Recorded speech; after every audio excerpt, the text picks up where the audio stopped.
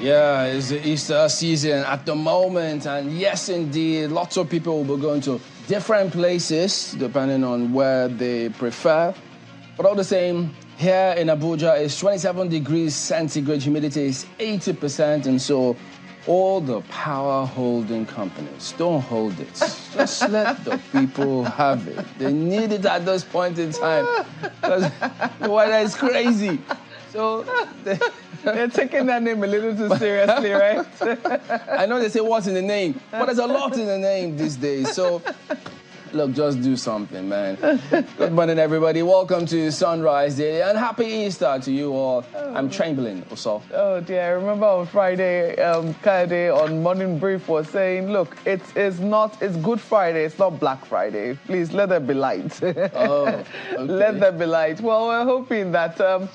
you had some electricity to celebrate with over the weekend, and if you didn't, or maybe it's time for you to get out, maybe to a fun spot like that one, which is just right here in our backyard in Guzape, the hills of Guzape. Good morning and welcome. I hope you had a swell Easter celebration. For those celebrating Easter, I know it can be pretty intense, for some faith, or let's say some the denominations within the faith. Easter can be a pretty intense period, but certainly today is a day for unwinding, meeting friends, and hanging out. So certainly a lot of fun spots will come to play. Yeah. Ayo, I hope your weekend was great too. Well, it's as great as it can be, Markwe. And, you're talking about those who are celebrating Easter. Believe me, in the different denominations of the different faiths, they have different interpretations. Today is Galilee Day for so many people. I'm sure you can identify with that in some quarters.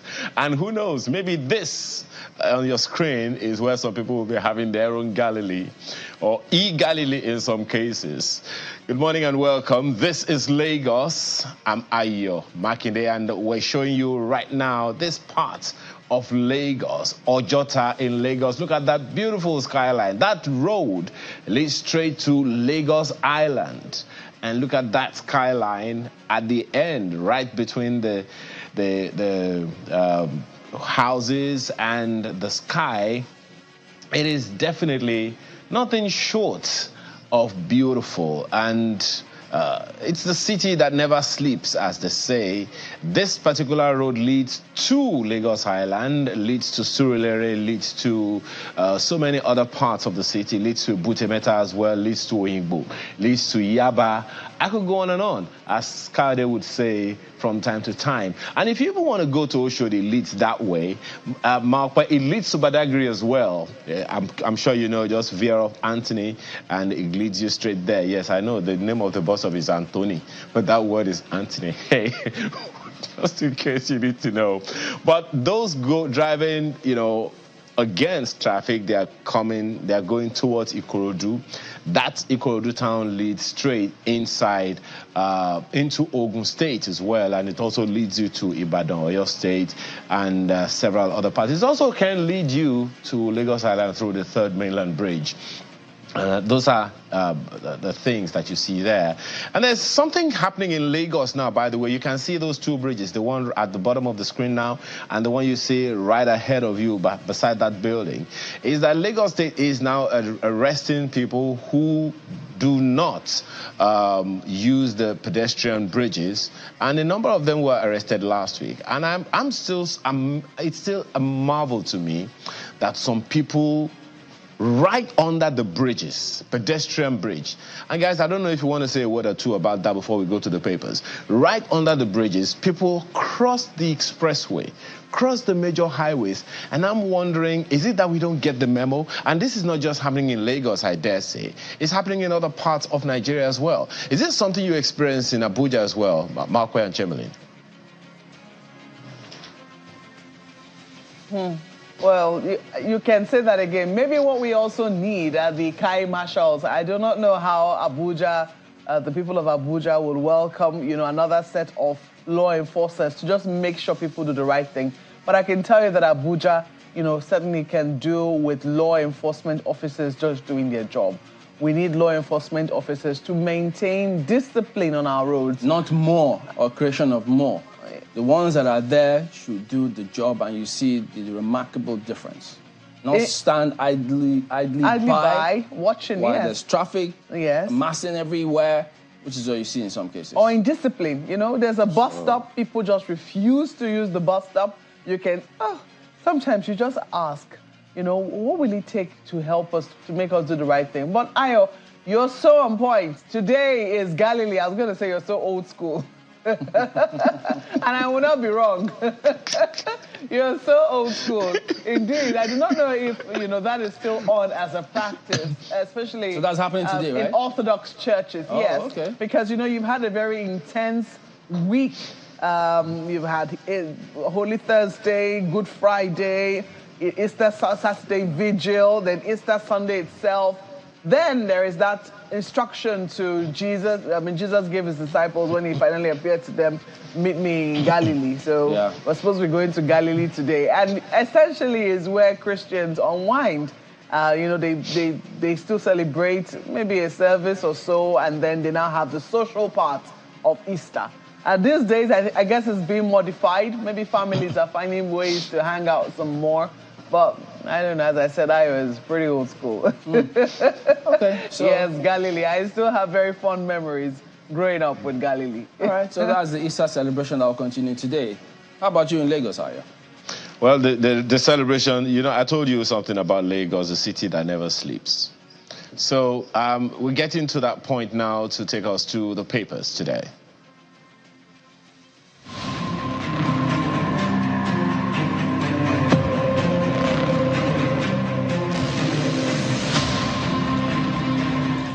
Here's a look at some of the papers on April Fool's Day, as they call it, the 1st of April 2024. We begin with the Abuja Inquirer, who leads with an Easter story. Yes, it's Easter, but things are tough. Let's subscribe to Nigerians. Prices remain high for goods and services. Economists rule out early price crash.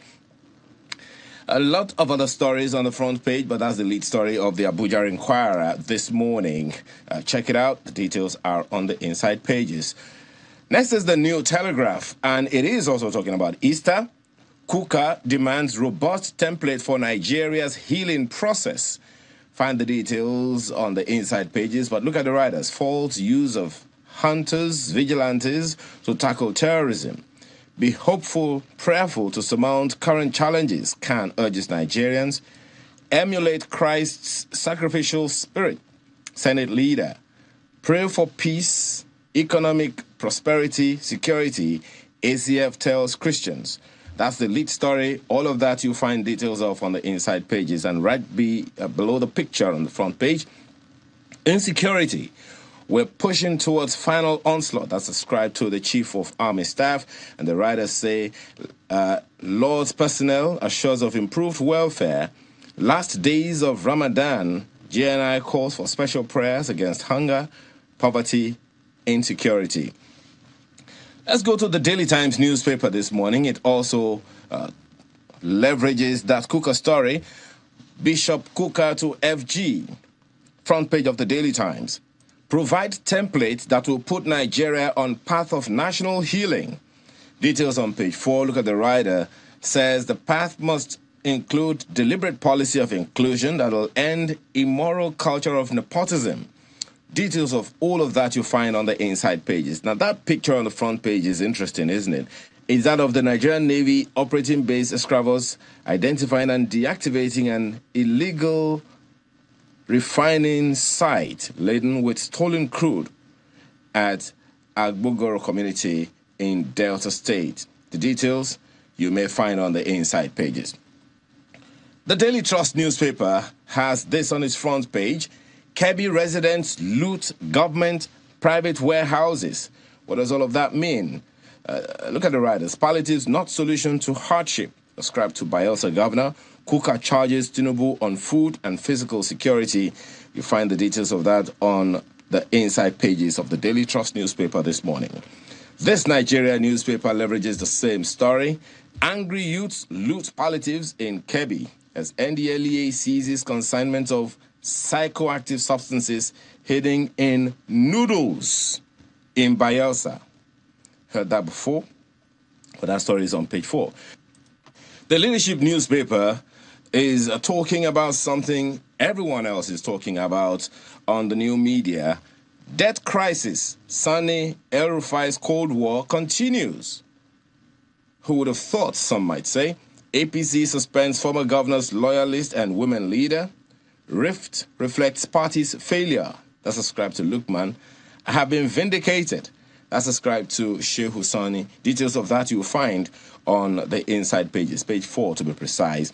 And right above that one, Easter. Things will get better. Governors, clerics assure Nigerians.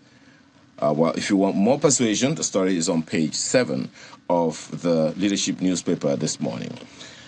Now, let's look at what the Nigerian News Direct leads with. It's the same Ubasani story. Uba's revelation sparks fresh concerns on debt profile, financial stability of states. That story is on page 2. Now, if you look right beside that story is a chart of sorts of the domestic debt data for the 36 states of the Federation and the Federal Capital Territory as at December 31, 2023. That document is from the Debt Management Office right there on the front page of the Nigerian News Direct. As Serap gives Wike other 7 days to publish loan agreements, account for 5.9 trillion naira and $4.6 billion loans. Details of all of that you'll find on the inside pages of the Nigerian News Direct this morning. Look at Vanguard newspaper. Vanguard newspaper focuses on the recapitalization agenda of the banks as announced by the CBN. Banks sweat over exclusion of 3.8 trillion naira retained profit. Find the details of that on page 20 of the Vanguard newspaper this morning. It is unfair to banks, shareholders, that's according to investment analysts. Details of those are the riders right there. Another one, exclusion in line with base 3 standards, according to CBN source. Analysts project forex inflow, further naira appreciation. See fresh mergers and acquisitions happening soon. Details of that, if you're interested, and I think you will be, on page 20 of the Vanguard newspaper this morning. And it's in the spirit of the season that I would like to take Mr. and Mrs. this morning. Mrs.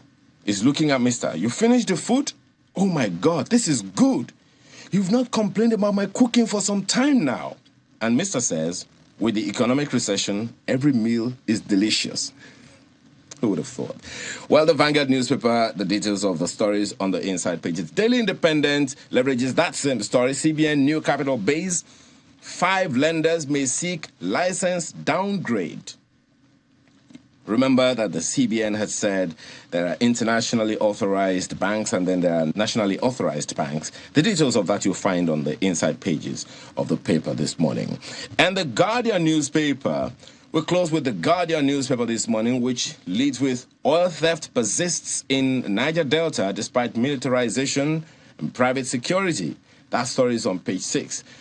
Some infographics on the front page there include reported oil theft incidences in the first quarter of this year and 2,426 oil theft incidents reported in the first quarter as oil production struggles to hit 1.78 million barrels per day target. And that ends a look at some of the papers today. What is your take? Send us a mail. We'll be glad to read.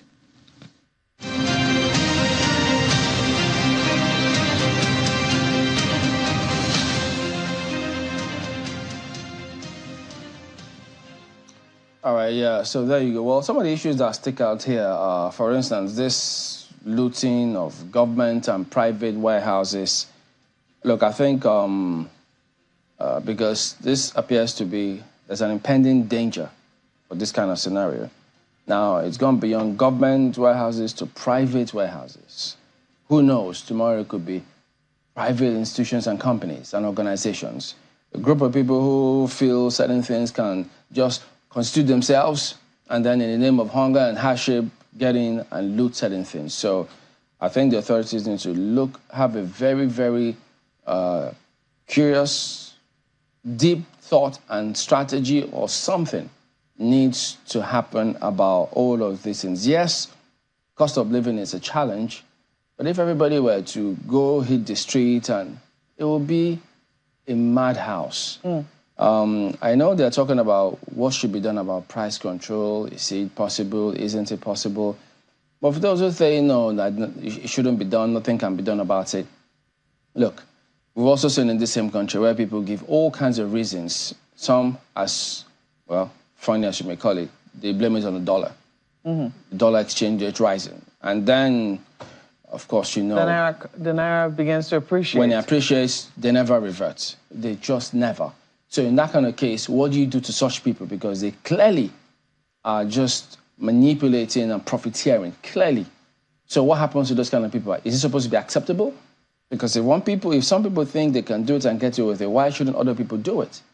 So if there are no measures to deter people, why will other people not do it? So we need to have a deep look, because in some of the other claims there's a threshold that you just can't wake up and arbitrarily fix privacy. Go to supermarkets, global, international.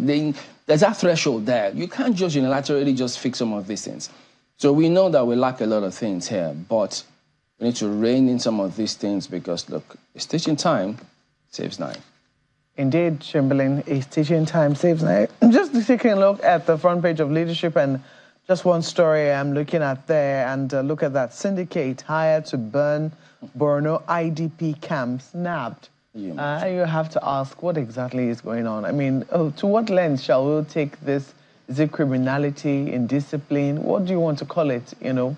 And that's why one really needs to be very careful when you see some things and we just, you know, say, oh, it was just a fire, or no, it's because of hardship. When people plan to do things like this, syndicate, hired by who?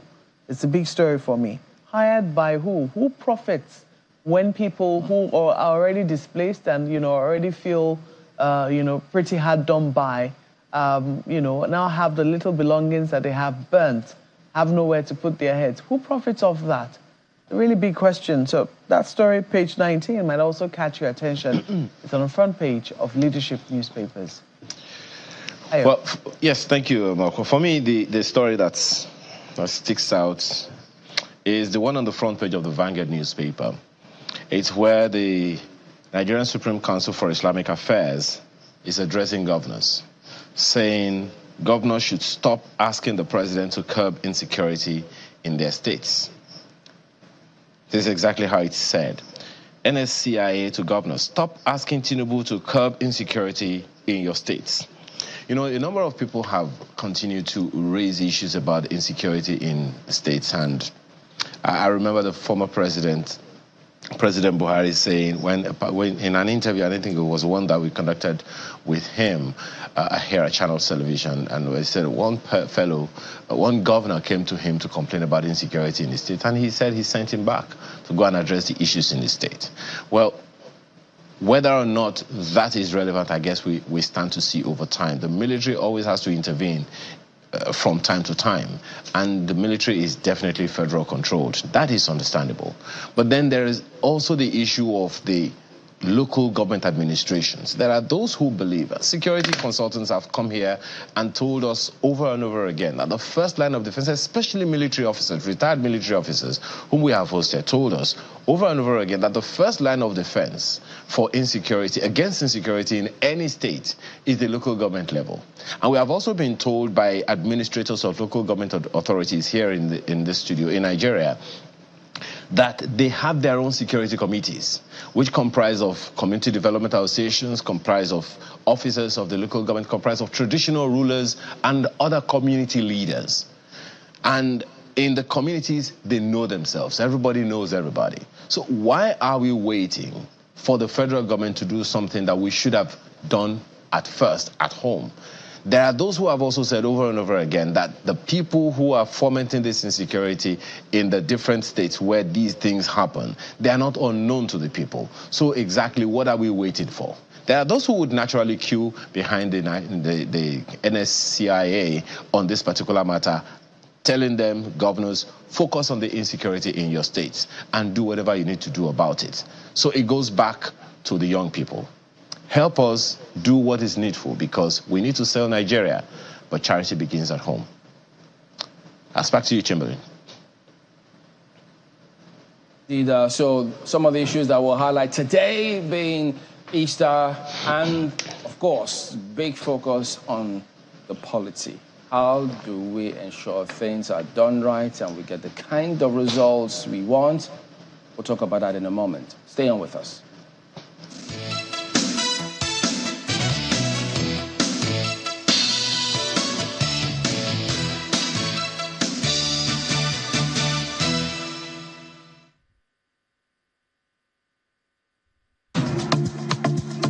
The journey to success is not always smooth.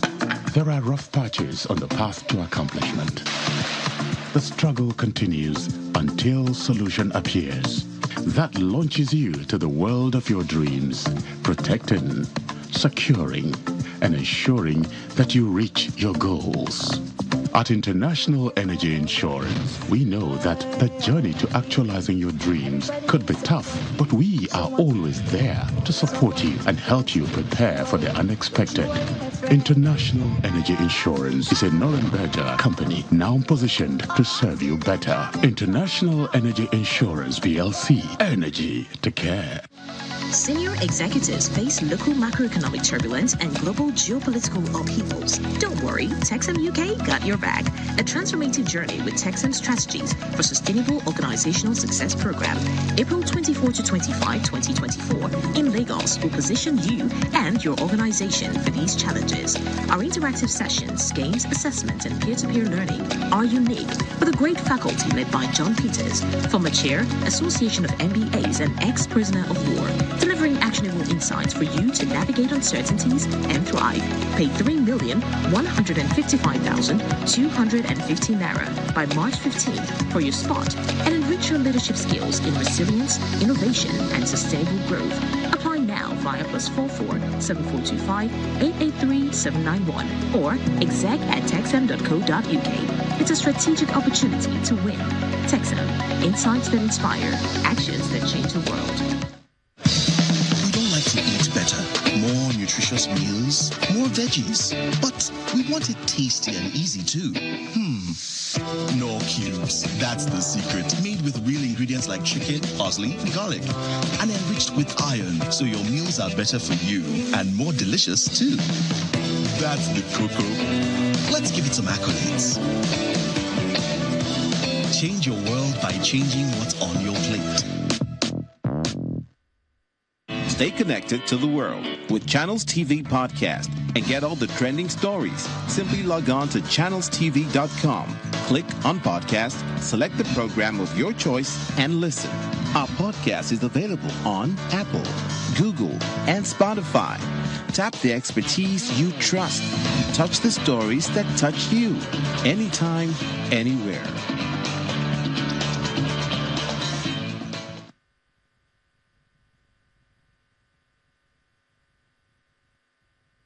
Africa's stories become world stories. Every system of government has oligarchic tendencies. Network Africa is your one-stop shop for news on the continent. Cholera is highly dangerous and can kill within a day. Join us weekdays at 4 p.m. right here on Channels Television.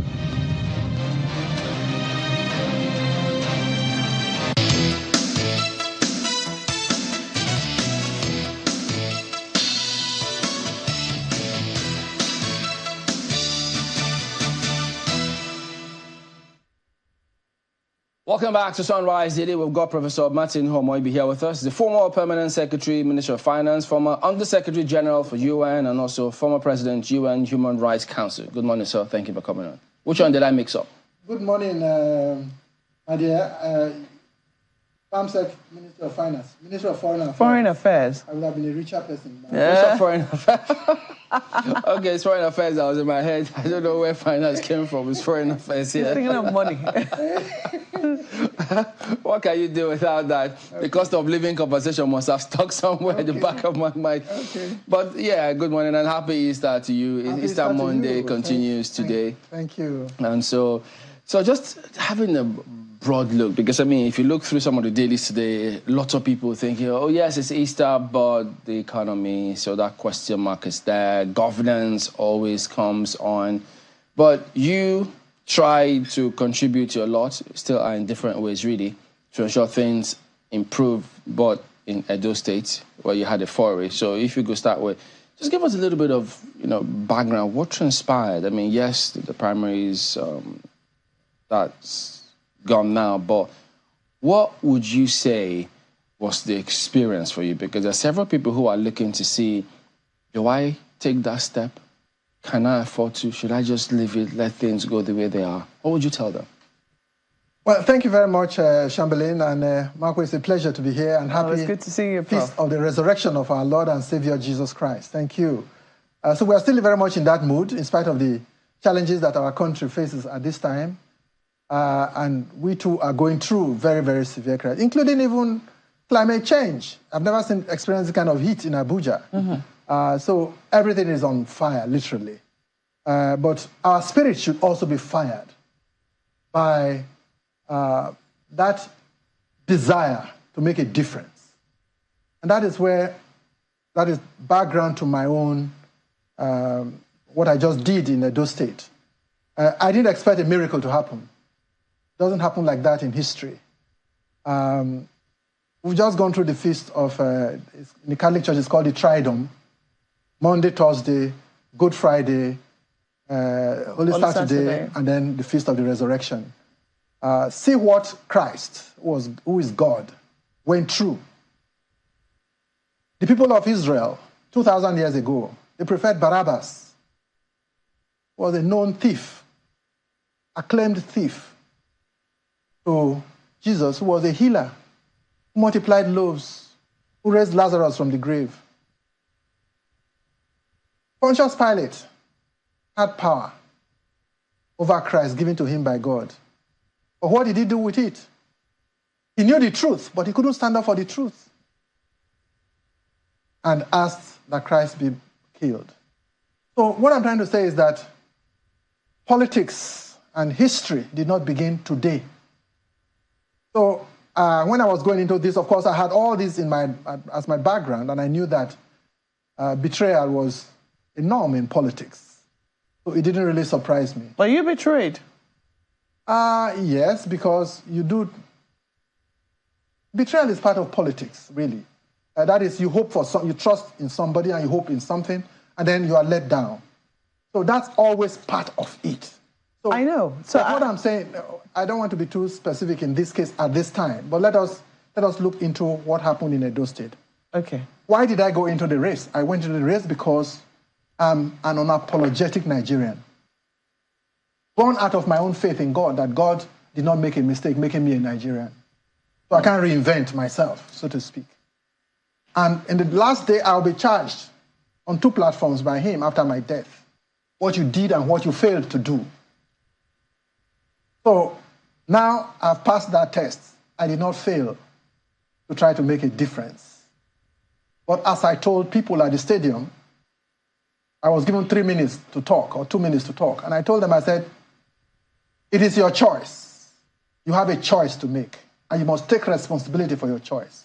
Every choice has a consequence.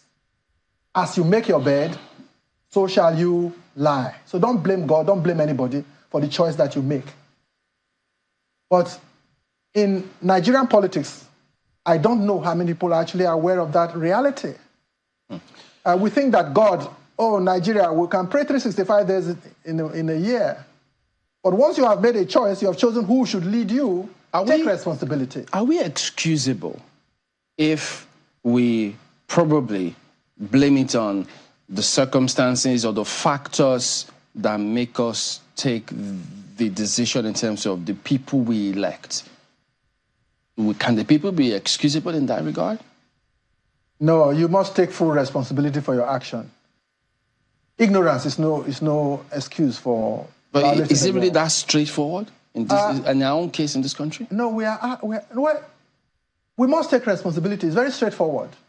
But people are not wanting to take responsibility, and they sell their soul, their conscience, for money. The mercantilists are in charge. What money cannot buy, more money can buy. And because poverty has been weaponized, most people are vulnerable to it.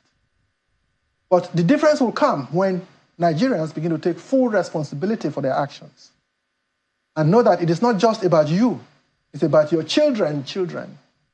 Where were we in the 60s? In my own case, I know my own history very well, and it's actually documented. But is that where we are today? Why are we where we are? A whole lot of factors are responsible, but we must be conscious of these factors and be ready to join and make a difference. Japa is not a solution, for example. Most young people today want to japa. Japa to where? You know where you are japaing to? So it is a collective responsibility, and we all must take responsibility for what goes on in our country. There would have been no free South Africa today without a Mandela. Mandela was in jail for 27 years. Paul Kagame has made all the difference in Rwanda. Go and read his history and find out what he did. Christ went through what he went through, was stripped naked, a king himself.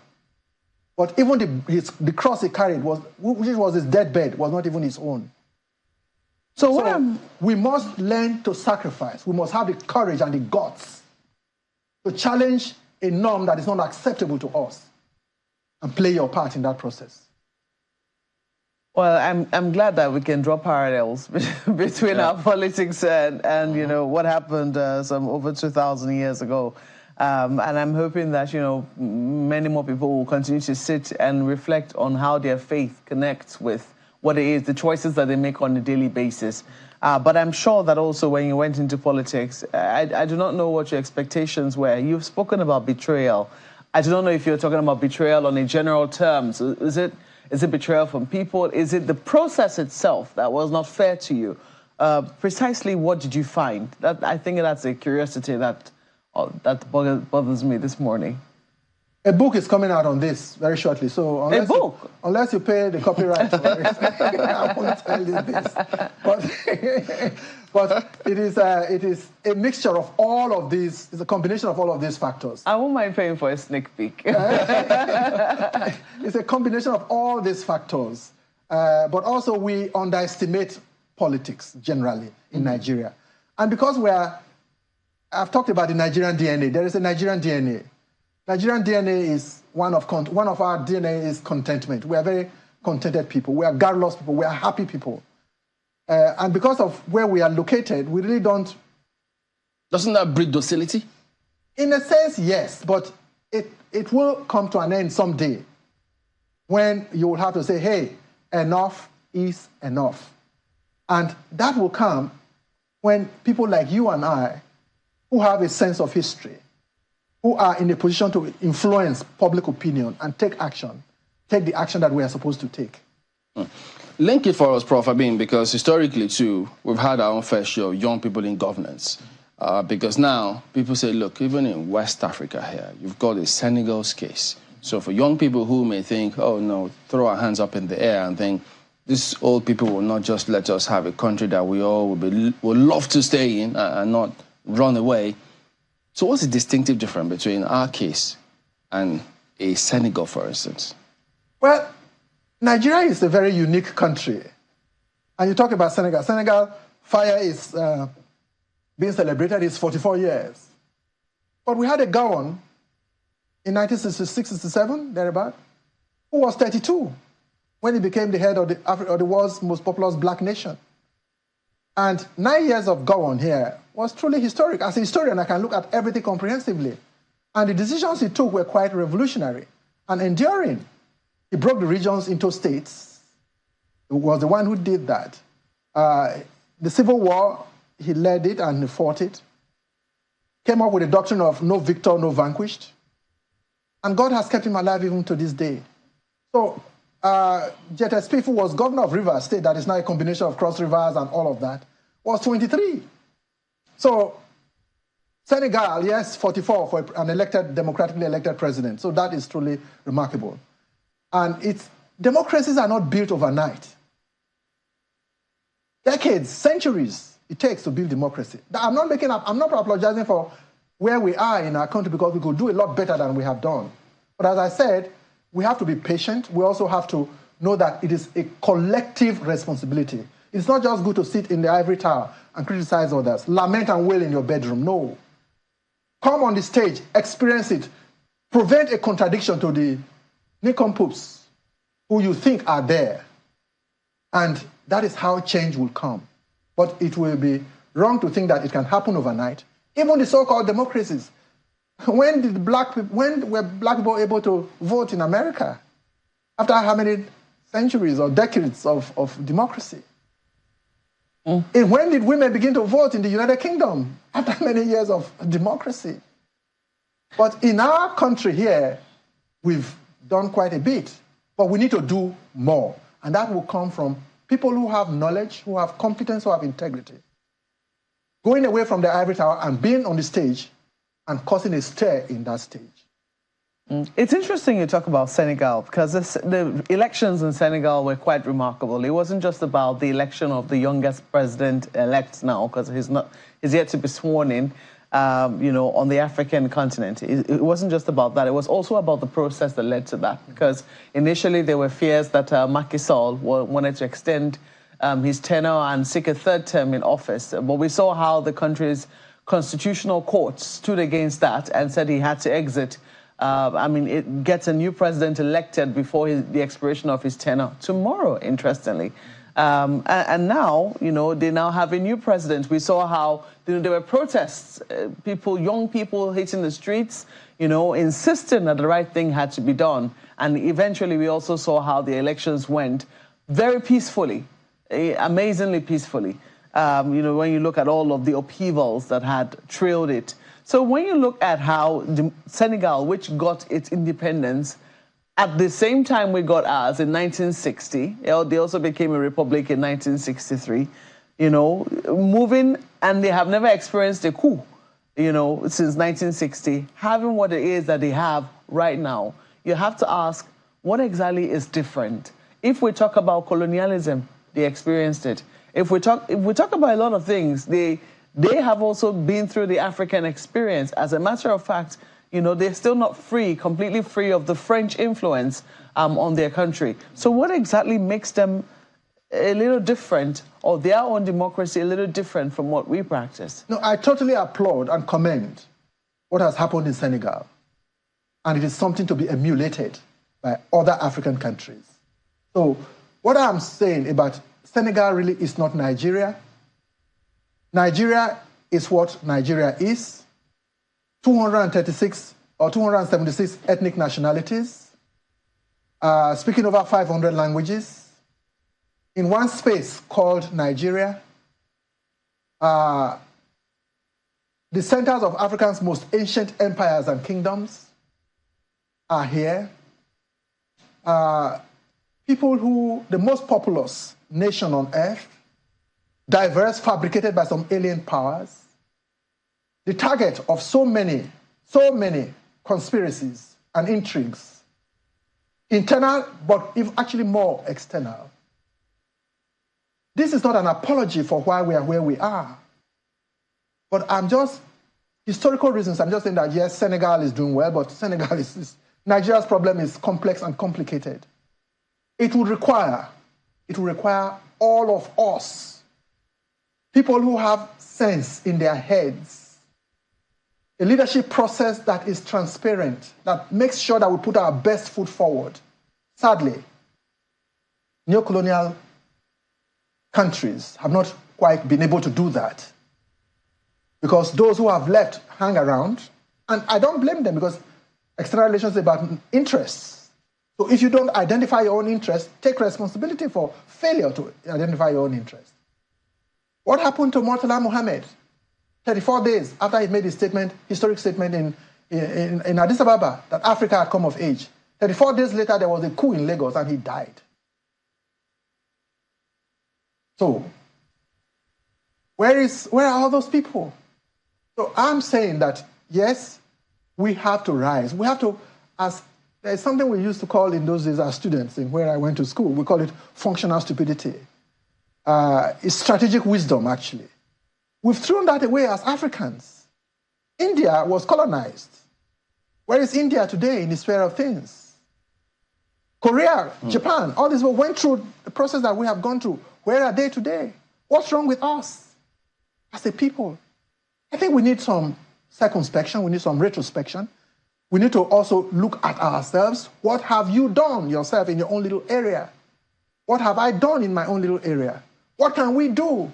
How are we to do it? But let me assure you about this, that a solution must come. It will come. It is inevitable. No, by Nigerians, not foreigners. Because we are thinking that others are coming to build your country. No one will come to build your country. You have to build your country.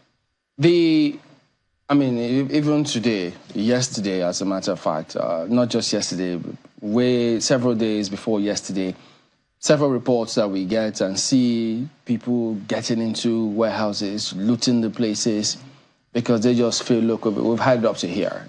Enough of the rhetorics that these leaders have told us. This is the current situation that we face, and they think something has to give. Do you think that the leaders are taking that as sign enough? Because in response, it appears as though their response to this is to spend lots of money and give palliatives. And when you give that, they consume it today, tomorrow they look for something else. And you would have thought that they were getting the sign. But if that's the sign they get, that appears to be missing the shot. What do we do? How do we ensure that, look, they get the right signs and take the right steps? Well, nemo dat nonquam habet. You cannot give what you do not have. The fool says in his heart, there is no God. Ignorance.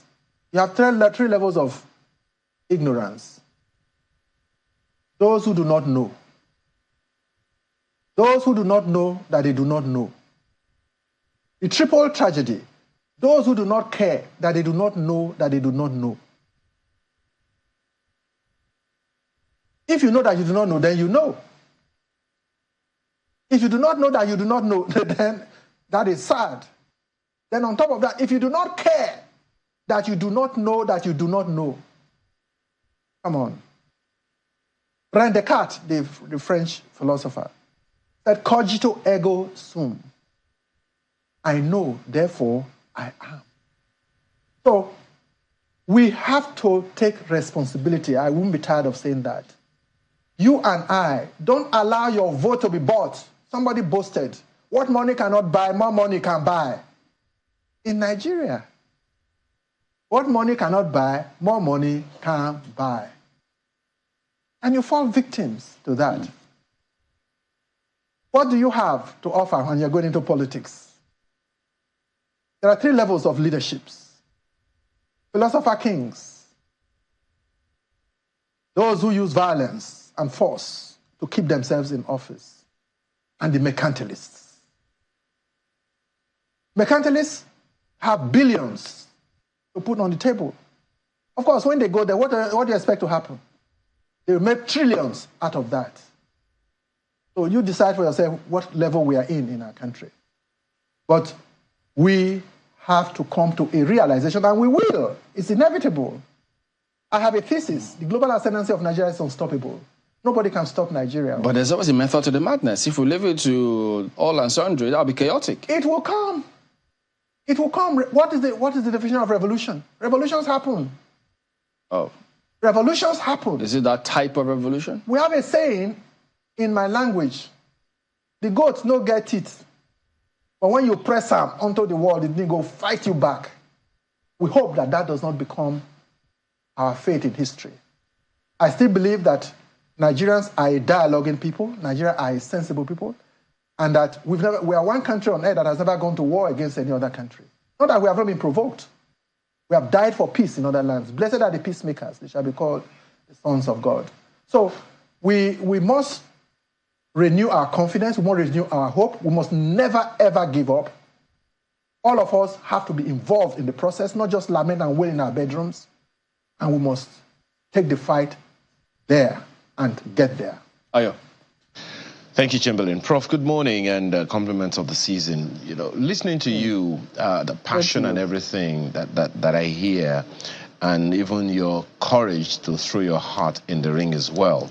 There's a question ringing in my head, perhaps, you know, born from the fact that you've worked, you know, outside Nigeria, representing Nigeria and all of that, and you are former president of the UN Human Rights Council. So when you say Nigeria is promising, Nigeria has potential, Nigeria has capacity and all those things, you've reeled out our CV as a nation, so to speak. The question in my head right now is, when I hear the word leadership, I envision the word vision. Where is Nigeria going? As at this morning, we saw reports that says that states, almost every state is owing. Serap is already calling them out on one thing or the other. Chamberlain picked out a story from the front page of the Daily Trust newspaper of youths, as he also asked you, picking on private and government warehouses here and there. It would seem like one of the dictums of the Bible, which the book of the faith that you profess, says that where there is no vision, the people are unrestrained.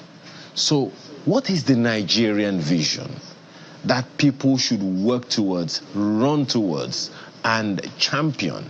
Because unless there is something, we hear people, every politician, every leader say we want to make Nigeria great. To what end, a number of people will ask. If an organization has a vision, it is clearly written everywhere for everyone to carry along. Where is the Nigerian vision written?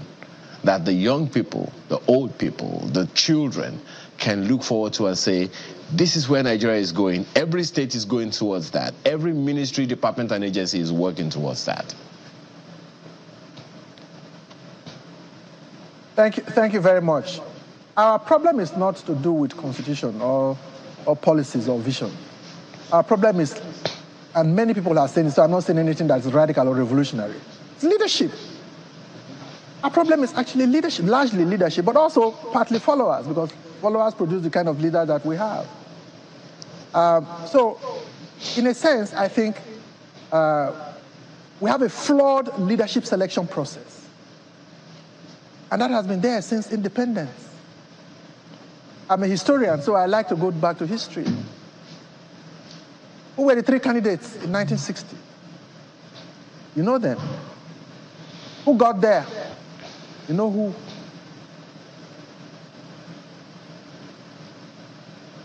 Akeredolu was the first graduate we had as president of this country, university graduate. I'm not saying that they hold a monopoly of wisdom, no. But that took 47 years. And after that, where did we revert to? Politics is key to development. Anyone who thinks that he can stay away from politics is making a mistake of his life. We all have to get involved.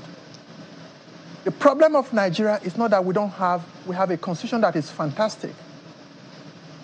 Perhaps, and we've even heard people talking about restructuring. But when campaigning, they talk about restructuring. When they're now in office, what happens to the campaign plan of restructuring? Goes into abyss. And who is held accountable? No one is held accountable. So, thank you so very much for that. We have vision. We know where we want to head to. We want food on our table. We want the future for our children. We have brilliant people who excel everywhere in the world that they go to, except in their own country. What a paradox. The number one economy in Africa is the poverty capital of the world. What a joke. Well, Prof, I don't know if I can reiterate that same question in this light. There are certain countries in the world, when you mention the name of that country, an image comes to mind. You mention India, even though it's almost similar to Nigeria in some cases. You think about technology. You mention China, You think about industrialization, you think about exporting human resources. You mentioned the United States, you have an image in your head. You mentioned the UK or Britain, you have an image in your head. You mentioned Russia, you mentioned Ukraine. Certain images come to your mind. You mentioned Sudan, an image comes to your mind. What's the image that should come to the mind of a Nigerian when the word Nigeria is mentioned? That's the question I'm asking. Well, thank you very much. And you are asking, I think, the right person. I've been outside of this country as a diplomat. I was Nigeria's palm rep to the United Nations in Geneva. I was the first African to be elected president of the United Nations Human Rights Council. I was also simultaneously elected president of the World Intellectual Property Organization. I headed the Foreign Ministry of Nigeria for 5 years. I retired and I was appointed as Under-Secretary General of the United Nations to head the largest peacekeeping mission in the world, Sudan. So, with some authority, I can speak about how Nigeria is regarded outside. Nigeria, except by Nigerians, is held in the highest esteem. At the time I became president of those two organizations, it had not been done. But because I am a Nigerian who knew what he wanted to do, and who had the right credentials, I was elected. So if you do not put the right person there, nobody's going to say because you come from Nigeria, therefore you will get the respect you deserve. No. But Nigeria, Africa, the black race want a leadership that is Nigerian, but that Nigeria that is knowledgeable, competent, responsible, and up to its task. When Murtala did what he did to get independence for Angola, what was the crime of Murtala Mohammed? Before he got to Addis Ababa to make that historic statement that turned the tables in favor of MPLA, what was the consensus that was being built? Only Nigerians don't know how they are highly esteemed and regarded globally. The world knows. And that is why we are targets, metaphorically speaking, of those who do not want to see the black race make it. Okay, then, so Prof, our responsibility in that regard, how do we communicate this high regard to the Nigerian? You know the example, the experience that the Nigerian is having. Chamberlain and Mokwe have asked you questions along that line. If we are so highly regarded outside, how come people feel differently within? And even Nigerians who have, as you said, jackpot out of the country, they don't feel the same about their country. How do we communicate this high regard? Liberate yourself from mental slavery. Liberate yourself from mental slavery. That's all. It's part of education. It's education, mentorship. When you are not aware, the teaching of history was taken away from our curriculum 34 years ago. Why was that of interest to our friends from outside to take away the teaching of history from the curriculum of Nigeria? Was that their responsibility? And we fell for it. Who can you blame? If you don't know your history, how can you know your present? How will you be able to project your future? So the group of people who went to secondary schools 34 years ago till today have no sense of Nigerian history. I'm who I am today because I am a historian. I've written books on Nigerian history. I've taught history. I teach history. I profess history. So you can't tell me stories. Google my name and see what WikiLeaks wrote about me. 2008. So our problem, our fault, your fault, dear Brutus, is not in your stars, it's in yourselves who are underlings. If you do not know your history, if you don't know where you are coming from, you can be told anything about you and you will believe it. And I'm sorry, that is the victim of the black race. Do you think we should begin to put it, I mean, this talk of history now, do you think we should begin, because there's also been recent conversation around our constitution, getting a new constitution. As we know, the National Assembly is already on the path to amending the current constitution, and there's always controversy around it. I'm just wondering, do you think that given just how very little of our history is known by the younger generation, do you think it is important to start putting it in books that little children can even begin to read? It's already been done, actually. Okay. Some of us have written those books, 3 volumes of Nigerian history that have been read and been taught. For toddlers? No. No. Okay, yes, that I agree. We need to do that for toddlers and for young people. But it takes a leadership that knows the sense of the value of history to initiate that. Who are you going to tell that to now in the scheme of things? who will prioritize that. So that's why I think it's very... where would Rwanda be today without a Kagame? Because they embrace their history. They embrace their history. So that was one of the strategic things that was done against this country. The removal of history. Most of these people today don't know how we came together as Nigeria. Not to talk about the history of those who put us together, who fabricated this country called Nigeria. Was it born because they love Nigeria, so that you become great, so that you can compete with them? No, for their own interests. And I don't blame them. That's the essence of international relations. That's the interest of colonialism. It's about exploitation, control, and domination. Not charity. But having won independence, you must rise up.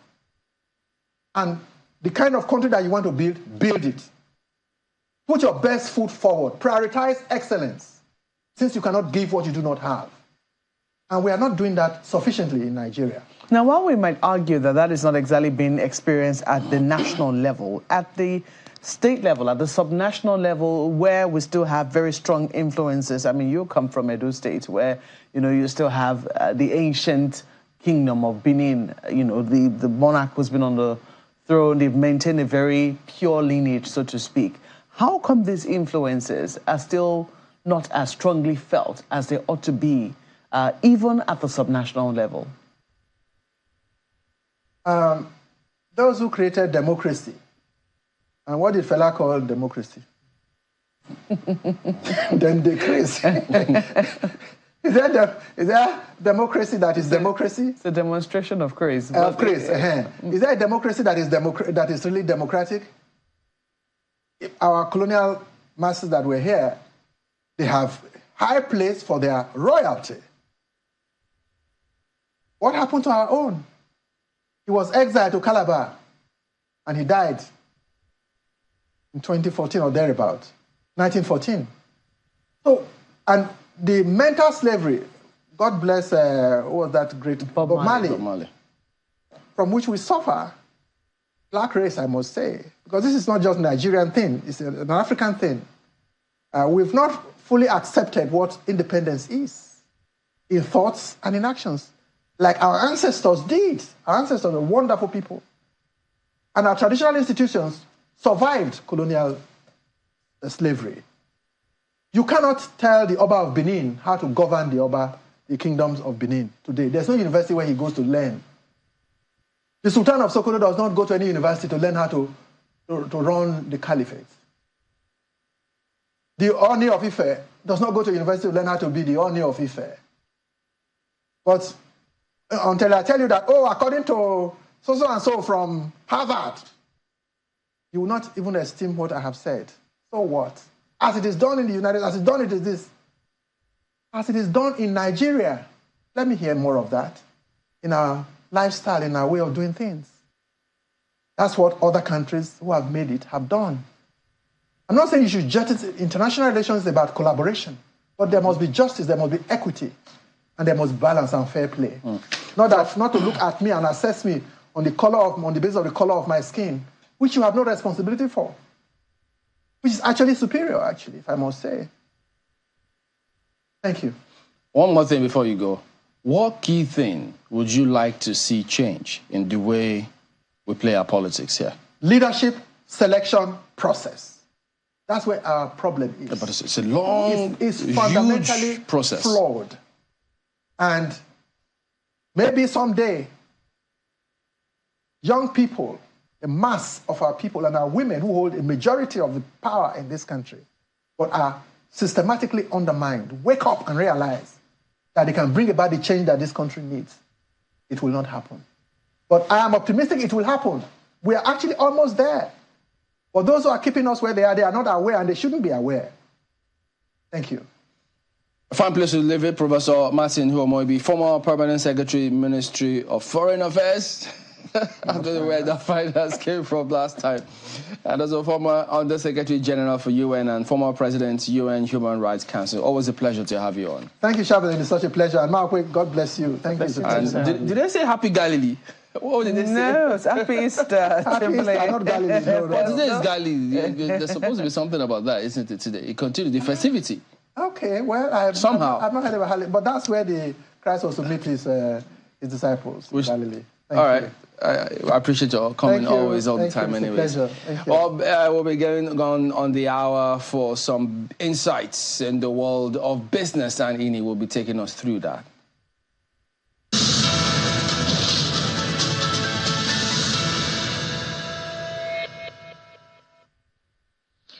Indeed, it's Happy Easter, Chamberlain. I don't know where you're getting Happy Galilee from.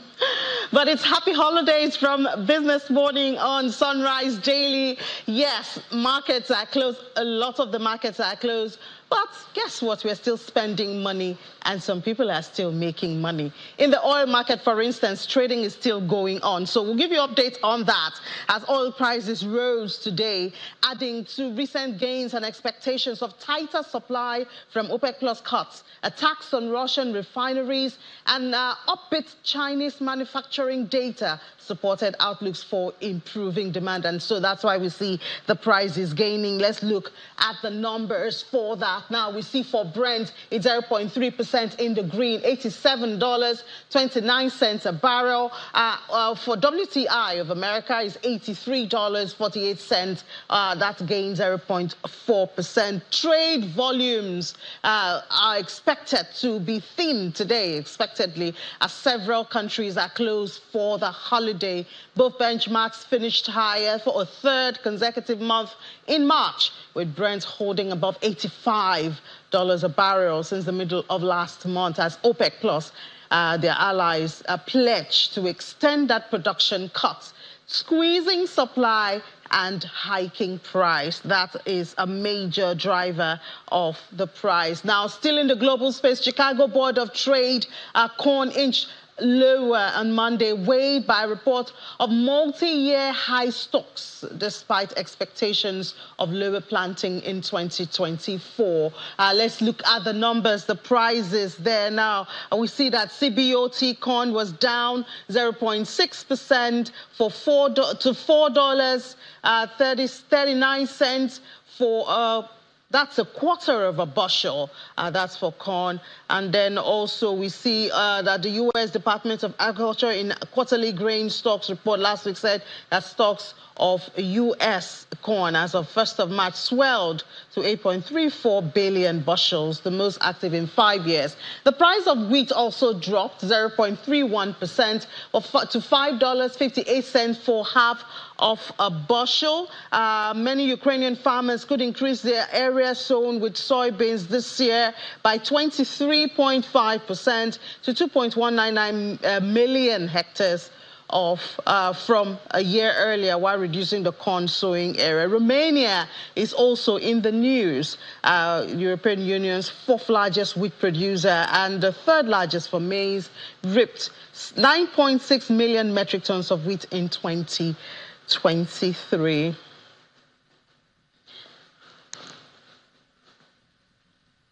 Yeah, so we kind of forget, of course, the celebration of the season, which, of course, is Easter. It's for Christians, but everybody is affected.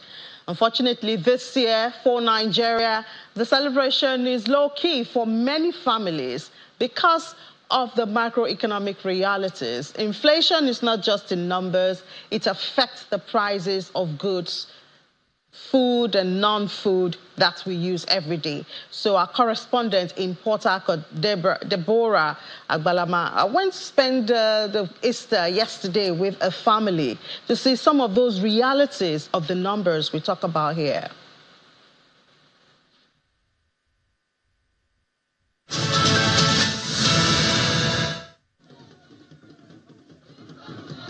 Worshippers in various centers exude radiance, celebrating the resurrection of Jesus Christ within the Port Harcourt metropolis. We ventured to explore if this jubilation extends to low-income families. We encountered the Pepple family returning from church and asked to share their Easter afternoon with us. Mr. and Mrs. Jonathan Pepple graciously accepted. Oh, house service. We'd like to go with you to see how your Easter is, how you're celebrating today. Thank you. No problem. No problem.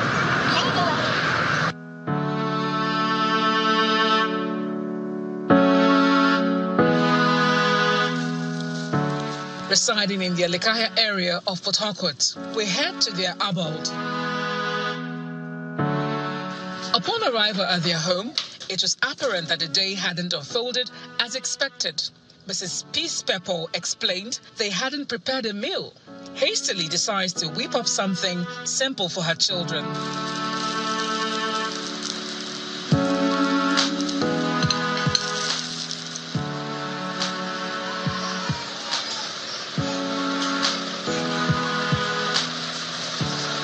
It's not been easy for especially family people right now, like myself. For this Easter Sunday, we have not cooked anything. We are just coming back from church. So the money I was expecting for my family to use to celebrate Easter, the money came in while I was in church. So my wife will soon go out for the market to buy things for my children so that they will use to celebrate the Easter the way it's supposed to be.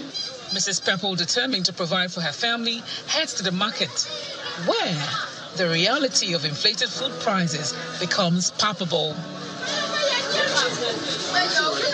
Before we can buy this with 1,000 naira, it's not usually going up to 1,000. But now, this is going to 3,000 plus.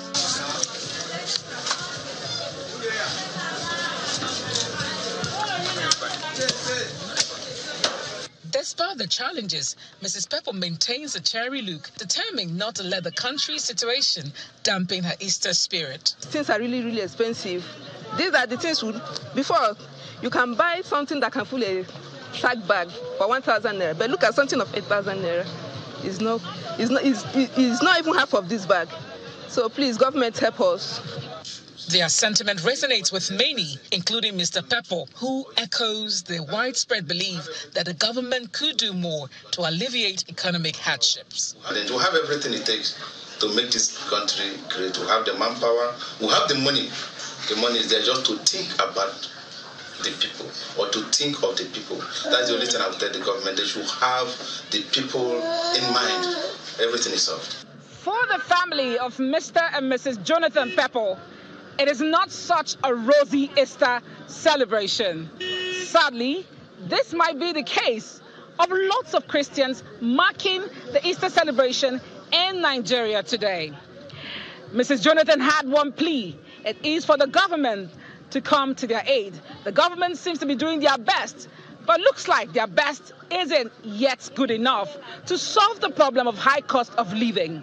From Port Harcourt, the River State capital, Deborah Balama, Channels Television News. That was Deborah there giving us some of the realities to the numbers that it seems sometimes those numbers do not just add up or they don't mean anything. Well, it certainly means something. Inflation at over 31% means that bag is not even up to half full anymore. Thank you so much, Deborah, for all of that. Well, now let's go to another matter which started last week. That's the recapitalization of banks. And yes, we've been talking about it since Friday, but the banks have 2 years, 24 months to catch up and meet up with the requirement. Now let's get the perspective of the Association of Senior Staff of Banks, Insurance and Financial Institutions, as BFI. We have their president joining us virtually now. We have Mr. Olusoji Oluwole joins us virtually, even he's from Lagos. I know the holidays would not allow you to join us physically, Ms. Olusoji, but thank you so much for your time and happy Easter. Happy Easter to you, Rini, and to all our viewers. So this shouldn't come as a surprise because the central bank governor has given us hints on this many months ago. But what is the perspective of our BFI on this? I mean, you guys are your members are directly affected by this. Yeah, thank you very much. Just like you said, it didn't come to us as a surprise. He had hinted it when he spoke about the having a strong banking sector in a $1 trillion economy like ours in Nigeria, which is what the government is expecting to happen. So since he made that pronouncement, it's something that I know that institutions had started preparing for. So the information coming didn't come as a surprise to us, setting out the plans. Now for us as BFI, we are very much aware of what has happened in the past during such recapitalizations, the last being in 2005, when banks were expected to move on from 2 billion to 25 billion naira. We know that some banks were able to pull it through themselves. Some had to go through mergers, some through acquisitions. And it had its attendant impact on employment of workers. And because of that experience now, we also had proactively acted by informing the CBN and the Ministry of Labour, as well as our labour centres, of the likely impact on our members, because when the kind of things happen, we know that there are some cases where, due to duplication or excess manpower, there are job losses. And we expect that there will be a lot of fairness in the actions that will be taken, and to ensure that our members are well protected, and where they are affected, they are well compensated. Yeah, because I was going to ask you about how true the fear or threat of job losses, saying that, I mean, we're expected to see mergers, acquisition, upgrade of banks, even though there's also the expectation of downgrade. But how fierce is that fear of job loss in the financial institutions? Well, you know, this is something that is just unfolding.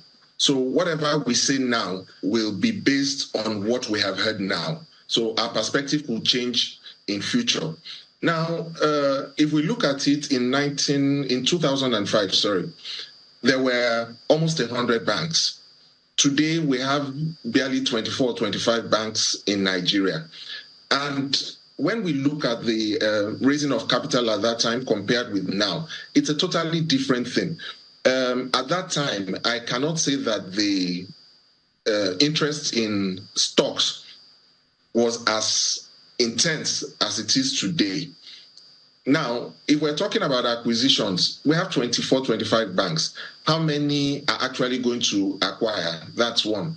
Two, we have banks that are in different areas of the economy, different areas of businesses, just like we'll find in the CBN circular. We have banks that have international licenses, those with national licenses, and those with regional licenses. They run totally different businesses, so to speak. So it's not going to be the way it was at that time. Now, given the 2-year timeline to achieve this, there is actually that probability that banks may just be able to pull it off and raise the minimum capital that is required. Or, in another breath, they could come together with measures that will actually make them bigger and not have the kind of impact on staff that we had in 2005. I hear some news that 11 banks are actually, threatened. How many banks do you see surviving this when you look at the sizes? I believe the tier 1 banks, I think, could easily scale through, but maybe the tier 2 and all of that. How many banks do you see making it through out of the 25 presently in existence? Well, it's not something that I can really make a pronouncement on or speak on right now, because like I said, the moment the CBN governor made that pronouncement, a lot of banks had started making moves to start increasing their capital. Now, mind you, bear in mind that banks today are not do not have a capital base of just 25 billion. Over the years, they have increased it to various amounts. Now, if we're talking about the tier 1 and the tier 2 banks, remember also that in the tier 1 banks, we have those who have international licenses. So you will probably find out that what the international banks may have to raise is way above what the national banks have to raise.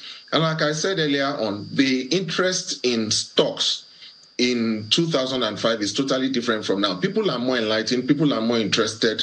We've seen some kind of stability in the Naira in the last 1 or 2 weeks now, which means that there are also foreign investors who may be involved. So for all you know, banks may actually end up being oversubscribed at the end of the exercise. But that does not eliminate the fact that those mergers could occur. So I think in the next couple of weeks or months, we'll begin to see where they are and begin to see the plans that will be rolled out, just like the CBN has directed, that they want to know what the plans are. So and we're at a time when banks, banks have uniform financial year ends. So about this time now, we are going to begin to see the reports of last year, and we'll begin to see what it is actually that is in place. Then we'll be able to talk about the possibility of being able to raise the kind of money that is required by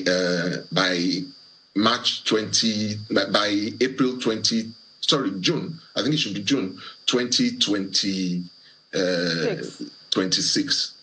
Yeah, Mr. Oluwole, just before we let you go, and briefly now, so all of this is to make a bank stronger and be able to, lend more to the real sector. But I mean, I kind of have to remind myself that more liquidity in the banks does not automatically mean more funding to the real sector. We have CRR, we have NPR, all of those are on the one hand. And then we also have the issue of banks maybe not trusting some of those sectors enough. How can we translate more liquidity in the banking sector to more funding to the real sector? Well, banks are in the business of lending. That's their primary purpose. So banks not wanting to lend, I don't think that is going to happen. And remember that banks are expected to give out a certain percentage of their liquidity as loans, failing which the balance will be sterilized by the CBN at no interest. So it is not in the interest of any bank to want to hold on. Now, when we talk in terms of trusting the various sectors, now that is where a lot of regulation is going to come in. We find ourselves in a situation where a simple regulation or a simple legislation could actually put a lot of these credits at risk in the banking sector. I'll give a simple example. Recently, Lagos State passed a law on styrofoam packs.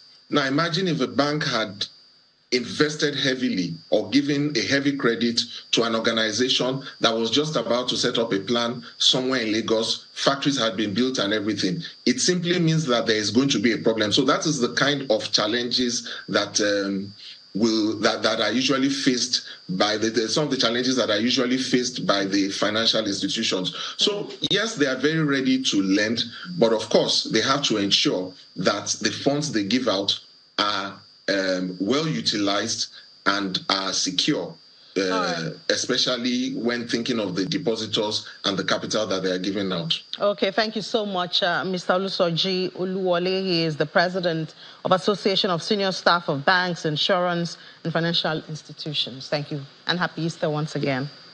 Thank you. All right, let's move from the banks to commodities. And one commodity of interest for us today is palm, the palm plantation that we have in Nigeria. And once upon a time, Nigeria was the largest world producer of palm. But today we have gone down to the 5th, overtaken by countries such as Indonesia and Malaysia. And guess what? Malaysia got it from us.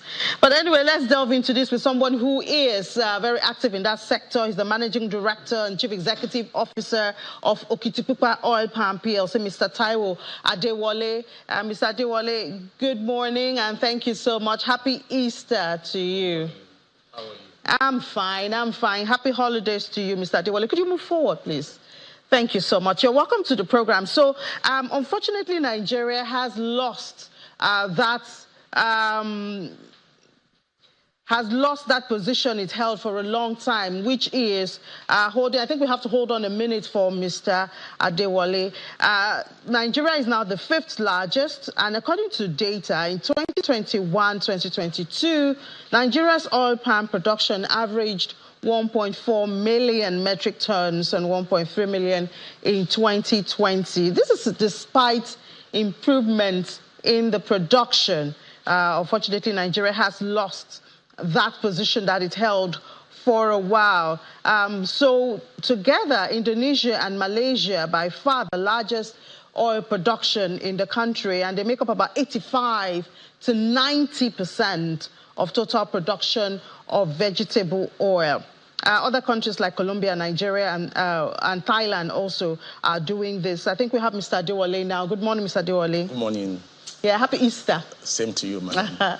So what's happening? Okitipupa is one of the companies in the country that is supposed to make the most of our oil palm plantation, which is something that is rich. We used to lead the world. Unfortunately, we are number 5 now. What is happening in that area? We know that the country has, we talked about mechanized farming and things like that, you know. So what are some of those militating factors to stop us from regaining our position as the leading oil palm production in the country? Yeah, I'm sure you will recall that Nigeria used to be a leader in the oil palm industry. We were leading the world many years ago, prior to the oil boom, and we became a distraction to the country, the entire country. I think the situation in Nigeria today has just opened our eyes to see that we need to get back to the plantation. Our eyes really open because we don't see concentration. We don't see, you know, intentional movement, you know, back to agriculture. Yeah, well, that is the only road that we can get back into now, with all the challenges that other industries are facing. And Okitipupa, for example, we have taken very drastic measures, you know, to get back into production, reclaiming the plantations and investing heavily in it. And the results will begin to show in not too distant time. When we say the results, what are we expecting? We are expecting oil to be cheaper because palm oil, vegetable oil, none of that is cheaper this time. No, it's not in terms of it becoming cheaper, of course, but in terms of more production coming from Nigeria. I think a lot of investment is going into oil palm. In Ondo State, for example, a lot of investment is going into oil palm development, plantation development. We have the red gold. There's a target 100,000 hectares. And for us in Okitipupa, we are supposed to be a leader in that sector. And so you find that the rejuvenation of our plantations is currently ongoing. And I believe that the output will contribute significantly to the quantum of oil SPO that will be produced from Nigeria maybe in the next couple of years. Oh, so we still have to wait for years. I was hoping you would say by the end of this year we'll start getting supply. You know? And that is the truth, that oil palm is a long-term cropping. It takes about 5 years from seedling development to maturity, and until you get to that point, you don't start getting any revenue from it. So I think our focus right now on getting the plantations back is a welcome development. So we're looking at like how many years to start feeling the impact? Well, you know, not as long as it has been abandoned in terms of, I mean, when I'm talking about Nigeria now, abandoning agriculture. I think one thing that should be very clear to us is that the results of going back to agriculture is probably the key way to solving Nigerians' problems in terms of employment, in terms of revenue generation, in terms of IGR for state. So I believe that the decision that we're taking today, we just have to wait about 3-4 years. I'm sure it's shorter than the last 30 to 40 years that we have. What about other derivatives, you know, of it's not just oil? Yeah, you know, the oil palm is a multi-product plant that gives you several derivatives. You have kernels, you have kernel oil, you have a whole lot that can add value once you are able to process, the fruits, both oil, kernels, shells. All of them are useful, providing raw materials for various sectors of the Nigerian economy. And we expect this, of course, to feed into those other sectors. Yes. Cosmetic, for instance. Oh, yes. Yeah. Not just cosmetics. The noodles you consume, they are oil-based products. Margarine, the soap. So if we get back the plantations, we can get a number of these industries that are having challenges today. I mean, look at Unilever, look at Nestle. If the base products that they need, if we're able to provide them, then they won't be doing a lot of import. I'm sure you know that the results from many of these companies today wasn't that good. Yeah, so. Yeah, the FX factor. Yeah, the FX factor. But if you can produce them locally, you don't have to depend on, you don't need foreign exchange to bring those products in. Okay, so what's the plan? Are you in talks with them, or is it until you are supplying, or is that when you get them? No, we should get our own house together first. Get the plantations working, producing enough fruits. Malaysia, for example, has over 1 million hectares of oil palm plantation. We're not in there. What's your target? Well, if Nigeria can do about 2.4 million hectares, I think that will take us, that will bring significant growth and make Nigeria a great contributor to the global oil palm need. And this potential is not just in Ondo State. No, not just in Ondo State. There are 24 states that have suitable soil that can support the oil palm plantation development. Several states, even in the north, Yeah, So, recently you did talk about establishment of commodities boards. yes. What do you mean by that? Are you talking of price control? Because that is a sensitive matter. Very sensitive, and I don't think I want to delve into that today. But I believe a more organized product or commodity sector will. What do you mean by organized? Yeah. The farmers who are really producing these commodities or products should actually be in control of those products, right? Maybe in synergy with other regulators,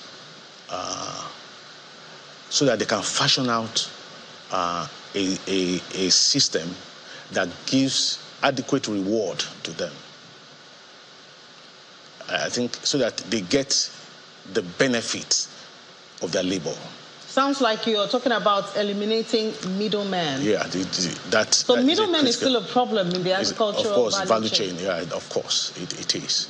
It is. And they exploit it, All right. Thank you so much, yes, Managing nice Director, Chief Executive Officer of Okitikupa Oil Palm PLC, Mr. Taiwo Adewale. Thank you for very your much. time. Nice meeting you. Enjoy the rest of your holiday. Yeah, thanks, sir. All right, so once again, another sore part for us in Nigeria. Products that Nigeria used to lead the world in production, we're now number 5. How can we get that back? Well, Mr. Adewale promises that his company is trying to do that, but I guess we cannot leave it to them alone. But that's it for Business Morning on Sunrise Daily. You're still on to the program, but we head to the Sunrise Daily studios. Guys, back to you.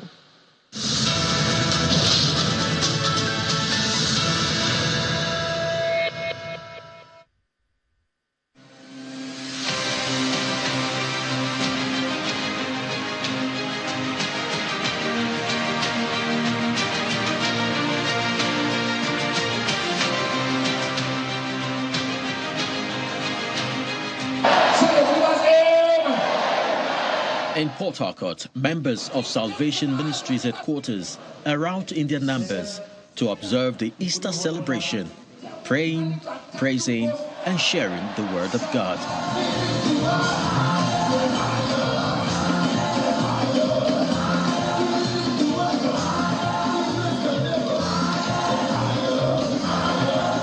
Speaking on understanding the power of resurrection, the church founder, Pastor David Ibiobie, explains how Christians can tap from the power of the resurrection of Jesus Christ.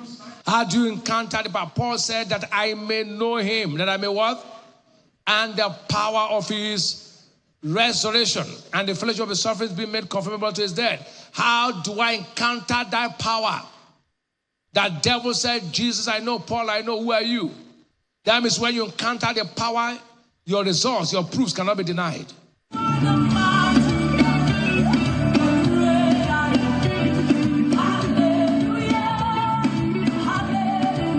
Meanwhile, at the Streams of Joy International Church in Abuja, it's a festival of praise as the congregation sing and dance in celebration of the resurrection of Jesus Christ.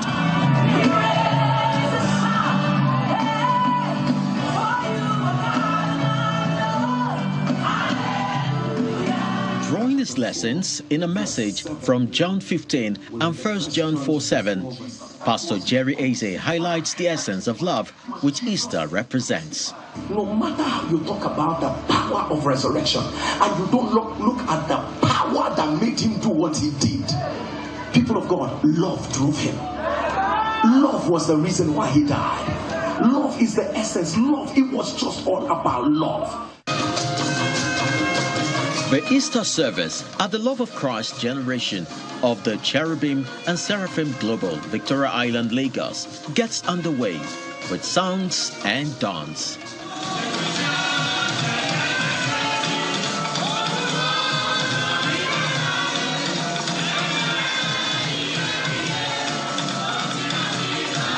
There is no dull moment here at the service led by the founder, Reverend Mother Esther Ajayi.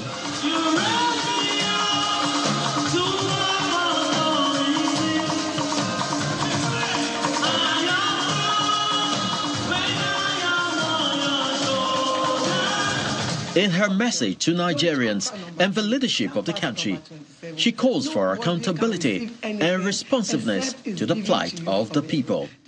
Rule us nicely. Then the love of the Lord, let it reign in your hand.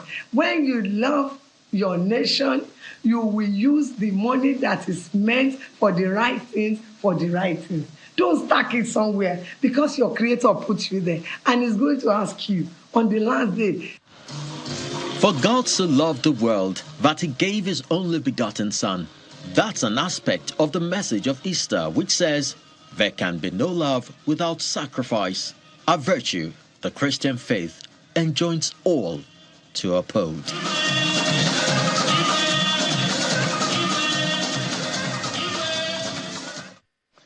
All right, welcome back. Yes, in this show, we've got Reverend Dr. Sam Oye, who is the lead pastor of the Transforming Church, Abuja. Good morning, and thank you for joining us on the program today. Ready to be with you, and I sincerely appreciate the great things that... Yeah, thank you. So, talking about the significance of Easter, of course, we have to link it with our society, the environments. People always want things to be better than yesterday and that where we are today. So talk to us about the importance of this occasion, this season, because what everyone always wants to hear is, okay, well, yes, we talked about Easter, but how does that impact, or how should that impact our lives on a regular basis? Easter is a very distinctive moment. That is what actually establishes the confidence that we do when it comes to our expression of confidence in our God, because it's as the foundation and the cornerstone of our faith. Important to also know that the resurrection of our Lord Jesus Christ of hope to believers who have lost their loved ones and are wondering what goes on to tell them that because Jesus rose again, those who follow him will rise to society, coming down to nation building, which is of great interest applied to us. You see, the resurrection is a message. You had a situation whereby someone who was talking about Jesus, he was doing well before there was a time. Well, he was all over the place. I mean, he was a people. He was just like the center of attraction. And now nobody hears from him anymore. And for 3 days, nobody could hear from him anymore. He was buried. News began to fly around that this man will never recover from that for that period of time, except the case of where someone died the way he died, and then the person comes back to life again. So it was a case of hopelessness for him. Was that on the third day, he rose again. And that is to tell the nation, particularly Nigeria. It is to remind us that there was a time when it was $1 to a naira, when our oil was booming and things were rave of everybody wanted to come to Nigeria. From Lee Kuan Yew in Singapore, this amazing economy called Nigeria. And then you had people in Arab Emirates, and they also had to study Nigeria. 70s was making reference also to the progress of underlying things happened. And Nigeria, can Nigeria ever live again? The beautiful thing about the resurrection, rose again against all prediction, against all that people are taught will never happen. Jesus rose again, and that is to tell Nigeria will bounce back again. Our family, it's like Jesus was reduced to nothing. Our family, for me, the Easter message is a message of hope. It is a message to anyone watching right now. No matter how down you've gone, you can all. That for me is central. Reverend Oye, let me ask you. I mean, yes, you're of the transforming church, and lots of people want to see their lives transformed economically as well. And speaking about that, let's talk about leadership. They expect that, not just the essence of this period, but the lives of at least Christians should impact society by example. It's supposed to be like a lifestyle in whatever they do, howsoever they approach it, such that they could see that transform or at least escalate to society. What would you say is the missing link for those who say they haven't seen as much, that they expected to see a lot more of that kind of impact in our society? Well, thank you so much, sir. We, those who know, my passion is leadership development, for which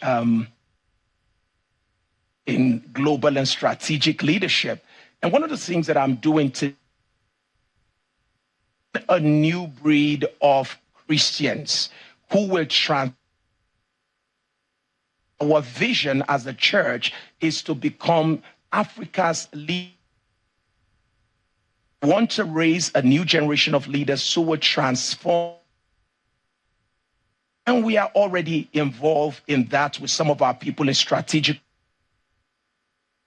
The resurrection message produces a new and who are expected to become salts to the church. The missing link in the is that everything happens inside the church, nothing happens outside. And who is saved? If you are a bank manager, if you are an caster, in the past, there was a way the Nigerian that we make you feel that what you are doing out there, it's not worship, it's not of God, it's not a calling. So we make you to something inside the church, you are not doing anything for God. The truth is that we are meant to be salts of the earth. Number two, we are meant to be lights of the world, not light. Why the church has not transformed society of recent time itself or herself from media, entertainment, politics, and from all other major sectors of society. Because so what happened was that several years ago, there was a priest that says, come out from among them and be ye saved. That scripture was wrong. Adding D, just letter D.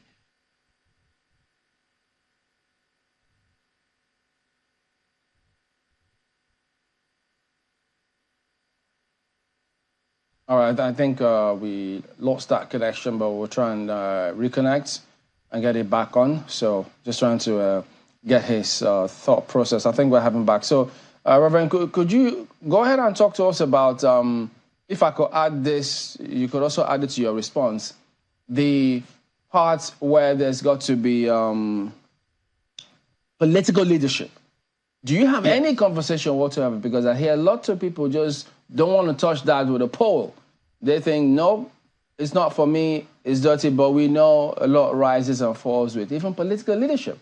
If we don't get it right at that stage, several other things are impacted. What do you tell at that point?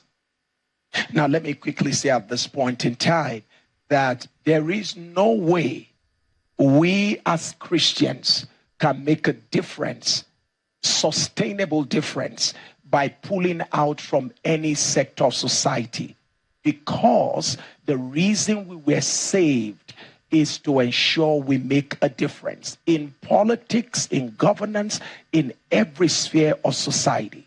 We can't be praying and have somebody else be making policy or policies that governs how we live. So it is therefore critical for us to remember that Daniel, the book of Daniel that we read in the Bible, is the book about a man who was involved in governance. The book of Esther that we read is a book of a woman who didn't just end up as a housewife, but got involved in the governance of her nation. When we read the book of Exodus, we read about Joseph. At the book of Genesis, we read about Joseph, and we see a man involved in governance. It is so painful to realize that most of the books of the Bible shows us stories of men and women who are involved in governance. And it is sad to realize that that is something we are detaching ourselves from. The government will be on his shoulder.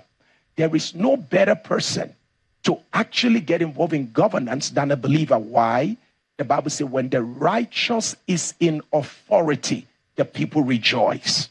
So what the Bible is telling us is that the righteous ones should be in authority. So we need to get involved actively in politics and the governance of our nation. Well, it's a very interesting perspective you certainly bring into it. I mean, especially in these seasons. There are those who actually do believe that, look, this world will never be perfect. This is not the world that, excuse me, we were promised. I mean, Christians were promised. And that we should just live in the world and obey the people that are there in the office. I mean, even Jesus is quoted to have said that his kingdom were not of this world when he was talking to Pontius Pilate. And if it were of this world, he would have sent his soldiers. You know, he will have Pontius Pilate will have no power over him. So what do you say to people who think that this world, regardless of whatever it is you do, can never be perfect? And so we should not aspire towards, or Christians should not be aspiring towards perfection in this world? It is absolutely true that society is in a dynamic state of constant motion. So society is imperfect and society is in a state of improvement. So society will constantly move towards perfection. Society is not perfect, technology is not perfect, everything is in a constant state of development. Having stated that, the fact that we live in an imperfect world doesn't mean we should become an isolated people. And that Jesus said his kingdom is not of this world was not a statement that requires that we become isolated. He was trying to create a distinction between his kingdom and the kingdoms of this world. This is just creating a distinction. But the Bible tells us that although we are not of this world, we are still in this world. Our children go to school in this world. We go to business, we do business in this world. So we must be a part of the world that we are in, wherein we shine as light and act as salt. We cannot be dissociated from society. We make the difference.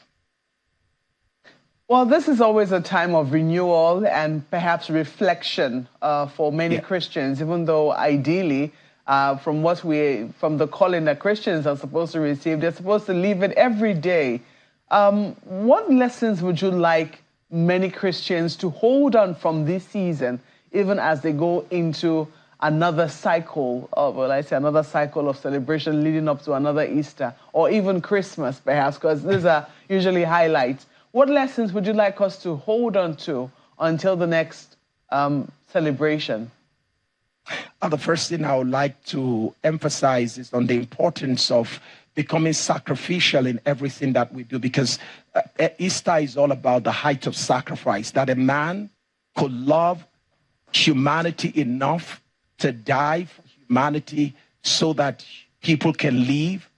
As Christians, it's important for us to embrace that culture of sacrifice, meaning we must learn to give up things that we love in order to create a better life for others. We must learn to give up things that we need in order to make sure the needs of others are met. So sacrifice is very critical. If our society will become better, we need to make sacrifices. If our nation is going to become better, we need to make sacrifices. If our families are going to become better, we need to make sacrifices. And sacrifices are undergirded by love. It is love that provokes sacrifice. The last thing I want to say is that one of the things that we must keep alive is hope. Because if a man who was dead, medically considered in any form dead, if that man, after all said and done, could rise again, I want us all to become those who disseminate hope by letting people know that there is still hope for our families, hope for individuals, hope for communities, and above all, there's still hope for Nigeria. Well, Pastor, beg your pardon, Reverend Oye, one question I have right now is to first of all even identify that Jesus was a young man from the time he began his ministry until his exit from earth. And he must have had a good number of people who are either a little older or a little younger than him as his apostles that he worked with. But I'm not sure we can say the same for this generation. Despondency, hopelessness, and the rest of them. So how would you communicate? How do you want people watching you right now to communicate this information, this education that you are giving us to young people who are largely despondent, largely hopeless, largely unsure of the next thing in different parts of the country, and consequently just picking on just about anything. How do we communicate all of this information to young people in a way that they will accept and own? Well, thank you so much. There's a principle that I teach when I communicate, when I talk with leaders, and it is called connection before transmission. There is too much disconnection between the older generation and the younger ones. If you will look at it yourself, you may have just suddenly realized as I speak now, you may just realize that you have gotten so involved in what you're doing. And if you look around you in the last 1 year, you might not be able to talk about some teenagers and some maybe young adolescents that have come under your wings that you are mentoring. I want to say that the hopelessness in society is not so much more about the situation in the society or in the country. We've always had painful situations in our nation. But what usually, alleviate the pain of the moment is connectivity, connection. That you are able to have some 10 young men under you and you are mentoring them, sharing life and moments with them, encouraging them. And then maybe the other interviewer, the other colleague of yours, she also has some young girls under her with whom she's having interaction. I think if we can begin to connect with the young people in our community, if we can begin to gather them around us, young people are looking for mentors. Young people are looking for inspiration, role models. That's why they go after celebrities of any sort. So I want to challenge all of us who are watching, those who are in positions of authority, those who are leaders. Can I challenge you to bend backward a bit and find some young people and begin to encourage them? You become to them a beacon of hope because nothing else will inspire them until we do. So I want to say the fastest way to communicate all of this hope, inspiration, change, possibilities, the fastest way to do that is in connectivity. If we are connected, we can transmit hope. If we are connected, we can transmit inspiration. So my challenge is for every one of us watching to begin something that brings young people together to you in such a way that you connect with them and transmit hope to them. It's like a very good idea, Reverend, but the communication style or language of the older generation is a lot different from that of the younger generation. And sometimes it's difficult for both people to sit together at the same table and have a sensible communication. Even from the families. Parents don't tend to know how to speak with their young. And the young will always say, Mommy doesn't understand me, or Dad, you're not hip, you are old school, and all those things. Let's begin from the home. Oh, we can take it national, but can we begin from the home? How do we cross that hurdle of communication between the old and the young in a way that the young are willing and looking forward to the next conversation with the old generation whose language patterns are now very different? Thank you so much. One of the things that I do also, I'm a certified marriage educator, and I help couples on how to communicate. There are three basic things we do when we try to train in communication. We talk about listening, we talk about speaking, we talk about negotiating.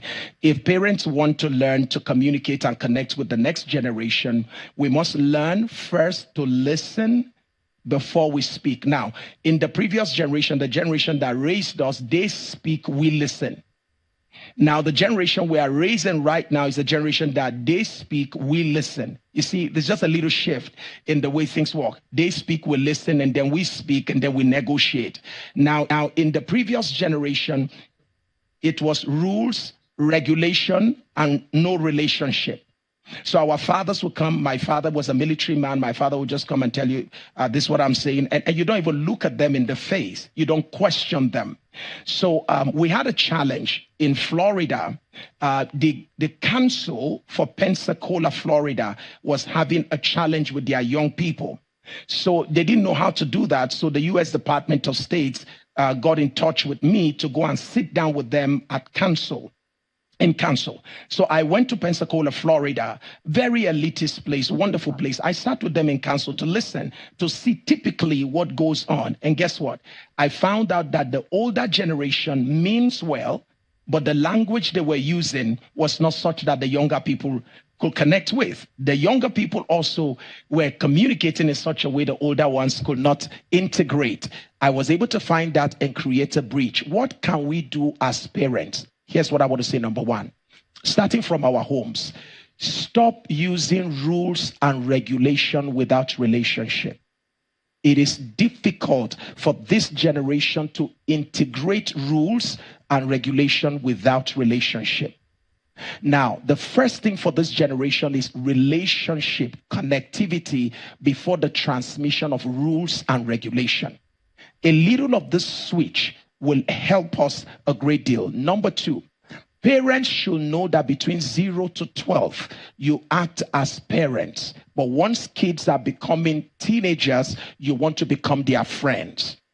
I know you were not raised like that, but trust me, if you're going to have your children listen to you and communicate with them in such a way that you connect, when they are becoming teenagers, you need to become their friends. If you don't become their friends, they will still be your children, but have somebody else as their confidant. And I just hope that the wrong person will not be their confidant. So I would say that parents need to do what we call a shift in the way we communicate. We relate before we transmit. We begin to relate with our children properly in order to pass rules and regulation, as against us having rules and regulation thrown down our throats, and then there is no relationship. There must be connection before transmission. That's how communication works now.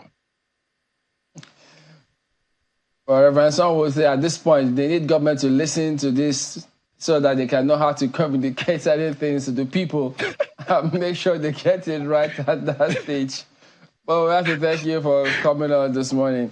Reverend Dr. Sam Oye, lead pastor at the Transforming Church Abuja. Thank you and all the best to you. Happy Easter as well. Wish you the best. Thank you, sir. Thank you. Additional free tips there. Yeah. I mean, for instance, all this looting of palliatives, governors need to communicate to the people so they know, no, we're for you. But they need to put their money where their mouth is. Don't say we're for you and you lock them up in the store somewhere and then it expires. You want to use it for political gains. It won't work. The politician here has related it to politics. I was talking about how life parents is politics. Are taking free tips, you know. So I think these are things that we need to have on a regular basis, such that society can be a lot better moving forward. So free tips for Ayo too, I might add. Anyways. Especially with me calling him old school. The pastor says, don't say that was not how we were raised. And it was just hitting home. I'm like, oh my God, help me. Anyways. Well, that is the show today. We do thank you all for watching. We hope you have a very happy holiday and Easter today, tomorrow, wherever you want your space, your happy space to be. Have a good one. I'm Chamberlain, so goodbye. Thank you so much for watching. I'm Maupe Ogu Yusuf, and happy Easter to you once more. Well, Maupe, I have to say this. Back then, you were given an instruction. The parents said, do something. You just said, okay, or yes, ma'am. You do the same to your child says, why? So why not go ahead and have a good day today? There's no why to that one. Have a wonderful day. I'm Aya Makinde.